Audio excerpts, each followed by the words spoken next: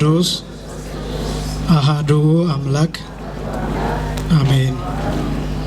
ስብሐት ለእግዚአብሔር ኪያነ ዘፈጠረ ከመ ናምልኮ እንሰግድለት ዘንድ እናመልከው ዘንድ እንገዛለት ዘንድ እናመሰግነው ዘንድ የፈጠረን አምላካችን እግዚአብሔር የባህሪ ምስጋና ለእርሱ ይሁን። ስብሐት ለማርያም እመ አምላክ እግዝእትነ ወመድኃኒትነ መድኃኒታችን መመኪያችን ለምትሆን እናታችን ለንጽሕት ቅድስት ድንግል ማርያምም የጸጋ ምስጋና ለእርሷ ይሁን። ስብሐት ለመስቀለ ክርስቶስ ዕፀ መድኃኒት ኃይልነ ወፀወንነ ኃይላችን አምባችን መጠጊያችን ጋሻችን ለሚሆን በቀራንዮ ለተተከለ መድኃኒት ለሚባል ለክርስቶስ መስቀልም የጸጋ ምስጋና ለእርሱ ይሁን። ክቡር አባታችን መላከ ሳይል መምህር አለማየሁ ዘውዴ የዚህ ታላቅ ካቴድራል ዋና አስተዳዳሪ፣ ክቡር መምህራችን መጋቤ ሥርዓት መምህር ፍቃዱ አረጋ የቤቴል ደብረ ኢዮር ቅዱስ ሚካኤል ቤተክርስቲያን ዋና ጸሐፊ፣ ክቡራን የዚህ ታላቅ ካቴድራል አገልጋዮች፣ መምህራነ ወንጌል፣ ሰባክያነ ወንጌል እንዲሁም ያሬዳውያን ሊቃውንተ ቤተክርስቲያን አባቶች መነኮሳትና ቀሳውስት፣ ክቡራን ወንድሞች ዲያቆናት፣ ክቡራን ዘማሪያን፣ ክቡራን የእግዚአብሔር ልጆች አባቶች፣ እናቶች፣ ወንድሞችና እህቶች እንዲሁም ሕፃናት ሁላችሁም በኃያሉ በልዑል እግዚአብሔር ስም እንደምን ዋላችሁ? እንደምን አመሻችሁ? አምላካችን እግዚአብሔር በዚህ ዕለት በዚህ ሰዓት በዚህ ቅዱስ ቦታ ተገኝተን ቅዱስና ሕያው ዘላለማዊ የሆነውን ቃሉን እንድንሰማ ስለፈቀደልን ስሙ ለዘላለም የከበረና የተመሰገነ ይሁን። የሊቃውንት አምላክ የምስጢር ባለቤት የቅዱሳን ፈጣሪ የአባቶቻችን አምላክ እግዚአብሔር በመካከላችን ተገኝቶ ምስጢርን ጥበብን እንዲገልጥልን የእርሱ ቅዱስ ፈቃድ ይሆንልን። ለተወሰኑ ደቂቃዎች በጣም ለጥቂት ደቂቃዎች ወደ ውስጥ ግቡ በሚል ርዕስ እንማማራለን። እስኪ በሉ ወደ ውስጥ በሉ። አንድ ላይ ሁላችሁም ወደ ውስጥ ግቡ። በዚህ ርዕስ ማስተማር የፈለኩበት ምክንያት ዝናቡ ሲዘንብ እግዚአብሔር ምንድን ነው የነገረን የሚለውን ሀሳብ እሱን እንዳው አንስቼ አንዳንድ ጊዜ ሰፊ ጉባኤያትን አዘጋጅተን ዝናብ ሲዘንብ የአየሩ ጠባይ ሲቀየር ሲለወጥ የምንረዳበት መንገድ አንዳንዴ የተሳሳተ ይሆናል። ወይ ጉባኤውን እግዚአብሔር ያልወደደው መስሎ የሚታየን ወይ ደግሞ አንዳንድ ጊዜ የማን ችግር ነው የሚልም አይነት ጥያቄዎች ሊኖሩ ይችላሉ በአእምሯችንና እግዚአብሔር የሚናገርባቸው መንገዶች እጅግ በጣም ብዙ ናቸው። እግዚአብሔር በመጽሐፍት ይናገራል፣ በመምህራን ይናገራል፣ በስነ ፍጥረት ይናገራል። በመጽሐፍት ማለት ሐዋርያው ቅዱስ ጳውሎስ እንደተናገረው ወኩሉ ዘተጽፈ ለተግሳጸ ዚአነ ተጽፈ የተጻፈ ሁሉ እኛ ልንገሰጽበት፣ እኛ ልንማርበት፣ እኛ እንድንመለስበት ተጻፈ ብሎ እንደተናገረ በመጽሐፍት እግዚአብሔር ያስተምራል። በመምህራን አንደበታቸውን አንደበት አድርጎ ለምእመናን ለሌሎችም ይናገራል፣ ይመሰክራል እግዚአብሔር። ከዚያ ደግሞ በስነ ፍጥረት ይናገራል። ስነ ፍጥረት የሚባለው የክረምት፣ የበጋ፣ የመከር እነዚህ የበልግ ወቅቶች በራሳቸው እግዚአብሔር የሚናገርባቸው ወቅቶች ናቸው። በዛፎች እግዚአብሔር ይናገራል፣ በአእባን በድንጋዮች እግዚአብሔር ይናገራል፣ በሌሎቹም ፍጥረታት በባህር በውቅያኖስ በነፋስ በሌሎቹም ይናገራል እግዚአብሔር። እና አንዱ እግዚአብሔር ከተናገረበት መንገድ ዛሬ ይሄ ዝናብ ነው። ይሄ ዝናብ ምንድን ነው? እግዚአብሔር በዚህ ዝናብ በኩል የነገረን ያስተማረን ምንድን ነው የሚለውን ውስጥ ሆኜ ሳስብ ነበር እና አንድ ነገር ይዛችሁት እንድትሄዱ እሱን ፈለግኩኝ። ይሄ ዝናብ ዛሬ ያስተማረን ወደ ውስጥ እንድንገባ ነው። ወደ ውስጥ እንድንገባ ማለት ወደ መቅደሱ ውስጥ እንድንገባ፣ ወደ ቤተ ክርስቲያን ውስጥ እንድንገባ፣ ወደ ወንጌል እንድንገባ፣ ወደ እውቀት እንድንገባ፣ ወደ ስርዓቱ እንድንገባ፣ ወደ ህብረት እንድንገባ አድርጓል ዝናቡ እና ውስጥ ምናልባትም ገብተው የማያውቁ ሰዎች ዛሬ ገብተው ሊሆን ይችላል። ይሄ ዝናብ ሲዘንብ ውጩን መቋቋም ባለመቻላችን ምክንያት ዝናቡን ወደ ውስጥ እንድንገባ ተደረገ። ውስጥ ገብተን ቤተ ክርስቲያን ውስጥ ስንገባ አይናችን ስራ አይፈታም። ምንመለከታቸው ነገሮች አሉ። አስደናቂ የሆኑ በረከት ያላቸው ቅዱሳት ስዕሎች አሉ። እያንዳንዱ አዕማድ፣ እያንዳንዱ ምስማክ፣ ያንዳንዱ ማዕዘን ያንዳንዱ ነገር ምሳሌያት አሉት። የመቅደሱ መጋረጃ፣ የመቅደሱ ጉልላት፣ ሌላው ነገር ሁሉም ምሳሌያት አሉት። መንበሩ፣ ነዋያተ ቅድሳቱ፣ አሰራሩ፣ ቅርጹ፣ እነዚህ ነገሮች በሙሉ ምሳሌያት አሏቸው። ሌላው ቢቀር ቅዱሳት ስዕላቱን አስተውላችሁ ስትመለከቱ የጌታችን የመድኃኒታችን የኢየሱስ ክርስቶስ ከቤተልሔም ጀምሮ እንዲያውም እመቤታችን ቅድስት ድንግል ማርያም ብስራቱን ከሰማችበት ከመቅደሱ ጀምሮ እስከ ዕለተ ምጽአት ድረስ ስዕሉ ተስሏል። ውስጥ አስተውላችሁ ከሆነ ይህን ማየት ነበረብን። ይህን ብቻም አይደለም፣ የነቢያትን የነዳዊትን የነናታንን የሌሎችንም ነቢያት ቅዱሳት ስዕላት ውስጥ እየተመለከትኩ ነበር። ስለዚህ እቺ ቤተክርስቲያን ምን እያሳየች ነው? ሐዋርያው ቅዱስ ጳውሎስ የተናገረው ቃል አለ። ኤፌሶን ምዕራፍ 2 ቁጥር 19 ጀምሮ ወናሁ ተሐነጽክሙ ዲመ መሰረተ ነቢያት ወሐዋርያት፣ እነሆ በነቢያትና በሐዋርያት መሰረት ላይ ተሰርታችኋል፣ ተገንብታችኋል ይላል። ታንጻችኋል ይላል።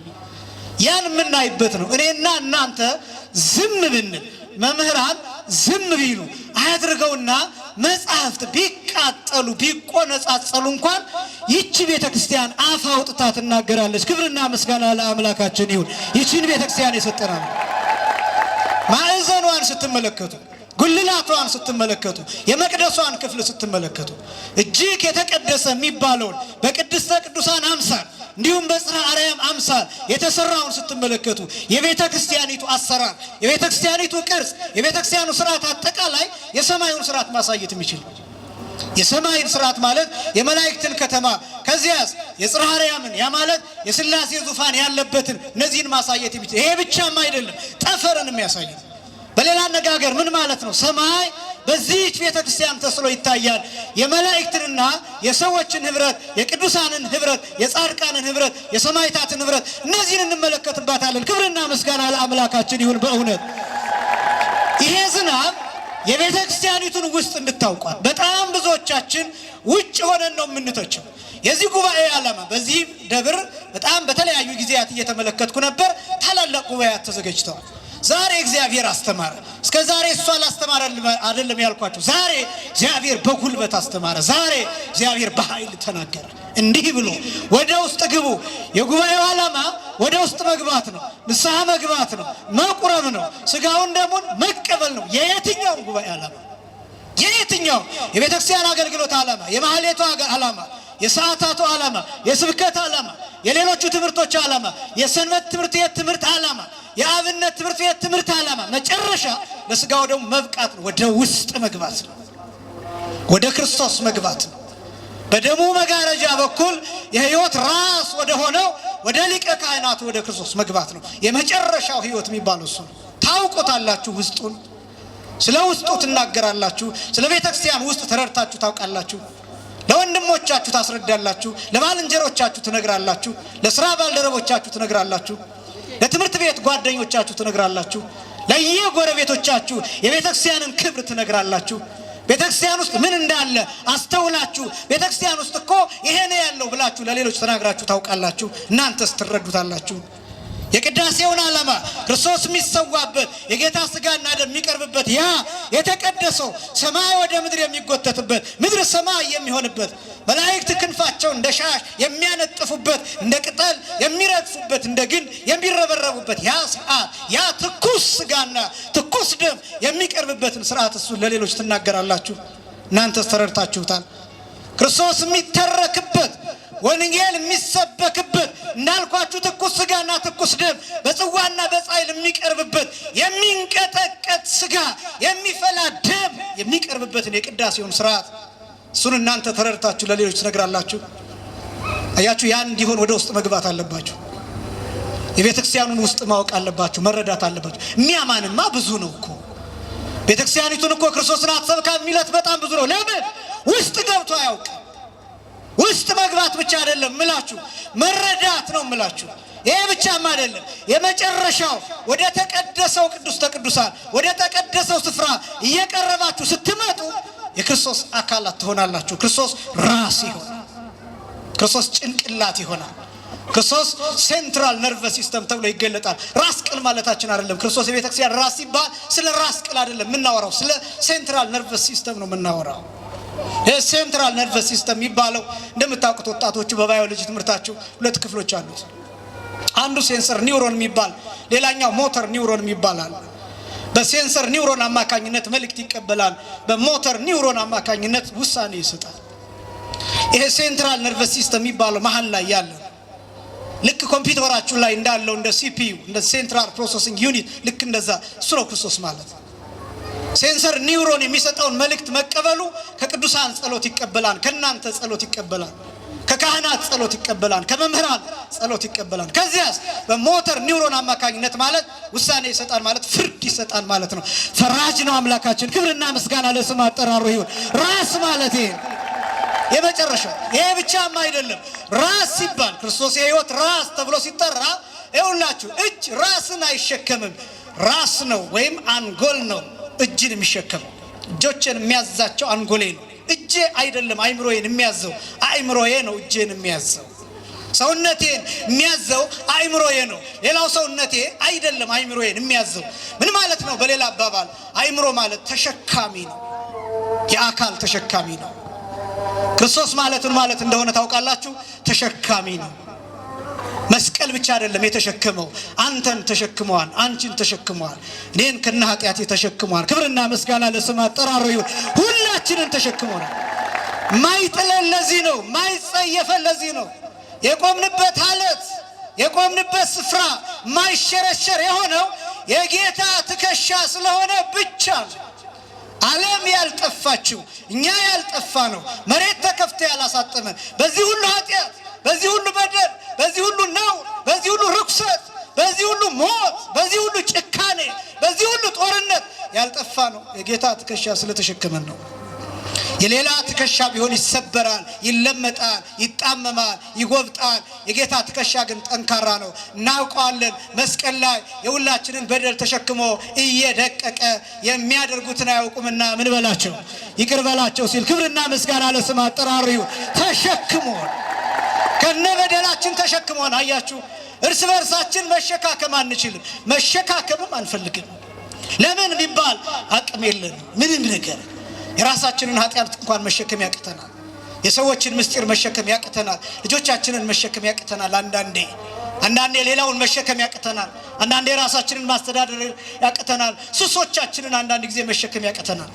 በጣም ብዙ ነገሮችን መሸከም፣ ደስታዎቻችንን ራሱ መሸከም ያቅተናል። ሐዘኖቻችንን መሸከም ያቅተናል። ግን ከነዚህ ነገሮች ሁሉ አንድ ላይ አድርጎ የተሸከመን ክርስቶስ ወደ ውስጥ ስትገቡ እሱን ነው የምታዩት።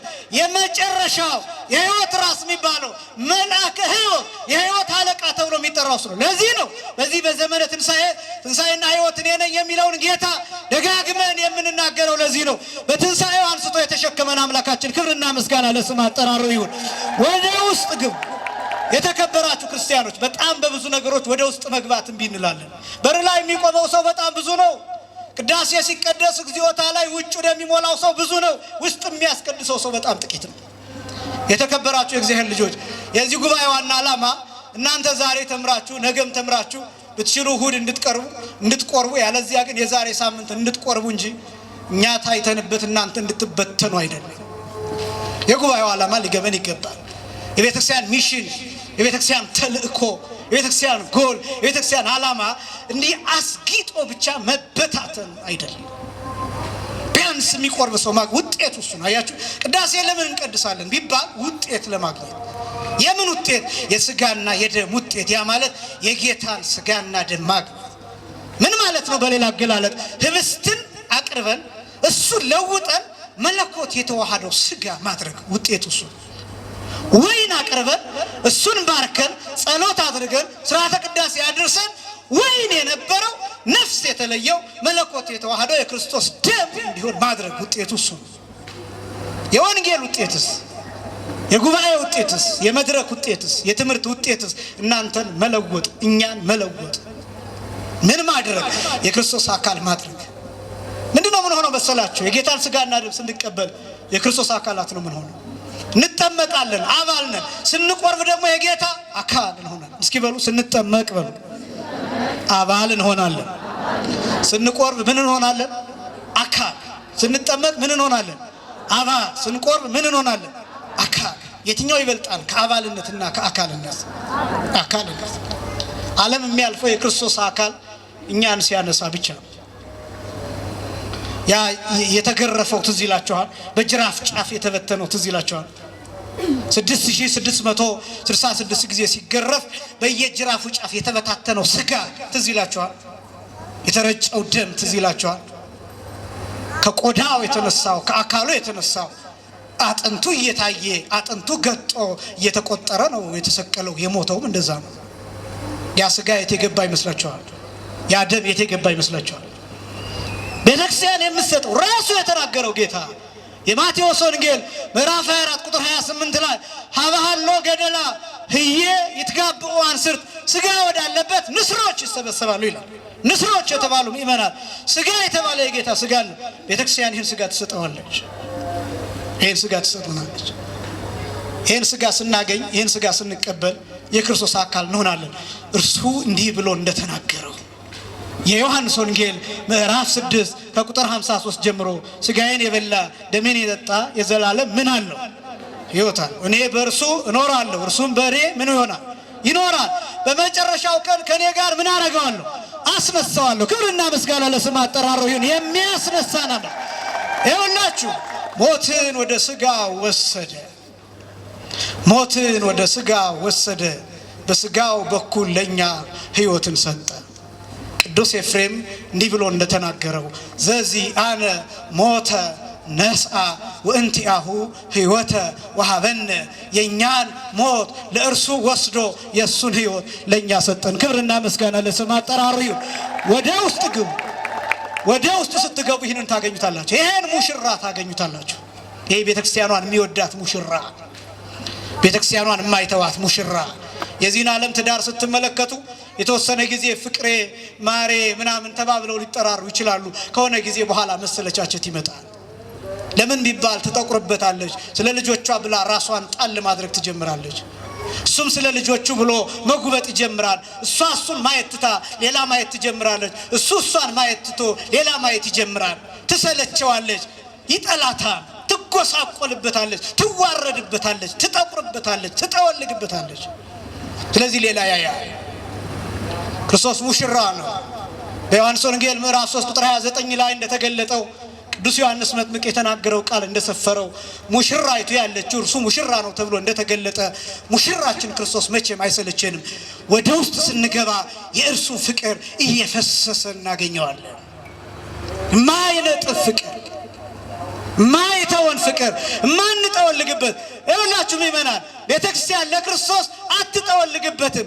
የፈለገ አይነት ኃጢአት ብንሰራ እምቢ ብለን መቅረታችን ብቻ እንጂ የሚያሳስነው በየትኛውም አይነት ኃጢአት ውስጥ ሆነን አንጠቁርበትም። ምክንያቱም ይወደናል፣ ምክንያቱም ሞቶልናል፣ ስጋ ከፍሏል፣ ደም ከፍሏል። ወደ ውስጥ ስትገቡ የዚህ ፍቅር ብርሃን እየጎረፈ ታገኙታላችሁ። ወደ ውስጥ ስትገቡ ከጨለማ ነፃ ትሆናላችሁ። ወደ ውስጥ ስትገቡ ወንድማችሁን ታዩታላችሁ። ወደ ውስጥ ስትገቡ የቅዱሳንን ህብረት ታያላችሁ።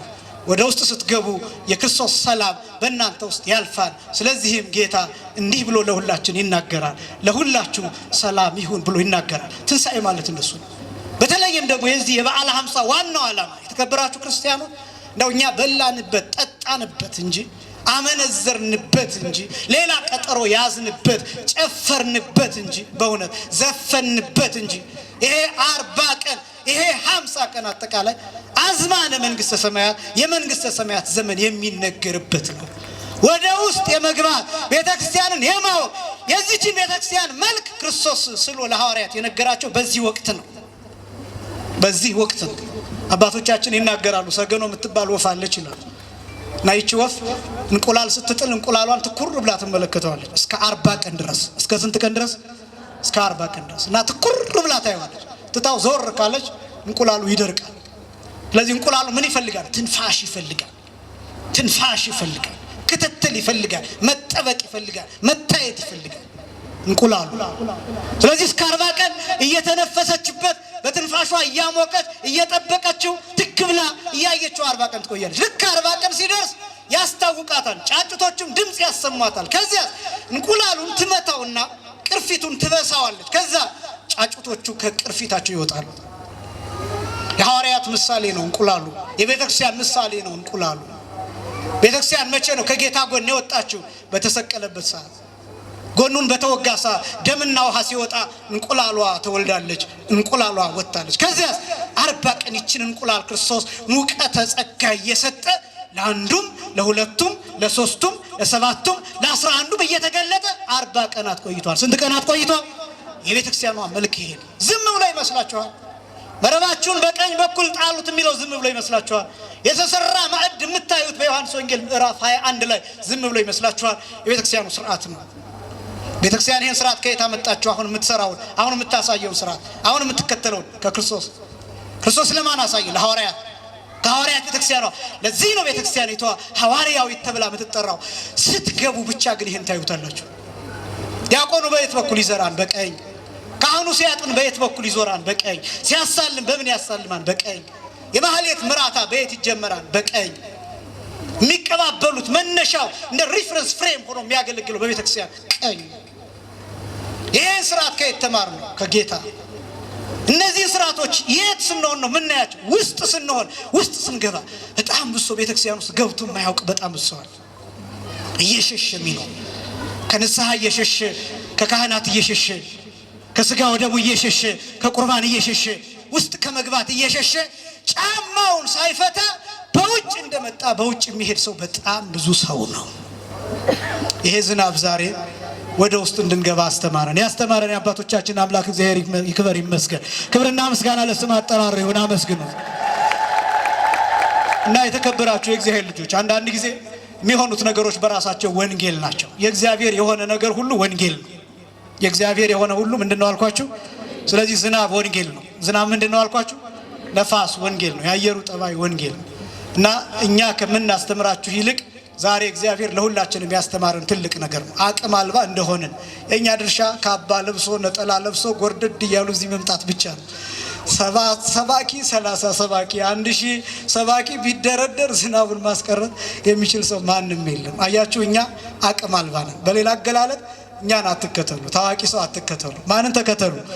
አያችሁ፣ አንድ ዝናብ ማስቀረት የማይችል ሰባኪ እየተከተላችሁ የምትወድቁ ከሆነ ሞኝ የምትሆኑት እናንተ ናቸው። ሰው ተከትሎ ከመውደቅ እግዚአብሔር ሁላችሁንም ይሰውራችሁ። ያስተማረን የአባቶቻችን አምላክ እግዚአብሔር ይክበር ይመስገን። ስብሐት ለእግዚአብሔር።